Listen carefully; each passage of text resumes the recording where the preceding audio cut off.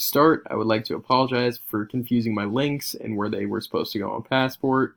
So, since I turned in the screencast of my cloud storage on my Google Drive into the presentation area, I will be turning this into the cloud storage area. But let's get into the samurai. Now, they date back to around 1100 AD, but the era of samurai that I'll be focusing on is from the Tokugawa era, which is the time around that they were the most prevalent and just overall the time that they're more known for. But they date back to around 1100 AD.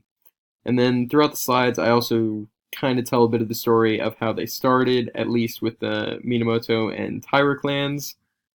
And essentially, they ended up going to war, just as many civilizations have in society.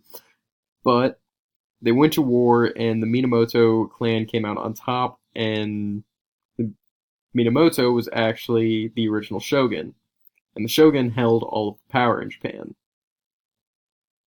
So his samurai were, I guess you could say, the most powerful in all the land, but all the samurai served under their own castles, under their own lords. Except for ronins, which are masterless samurai. But this is essentially all just the tip of the iceberg of what I'm wanting to talk about with samurai. There's a whole lot of interesting stuff about them that I think students could learn about and students could really enjoy. It would help make history more fun. But that's about it for me for this.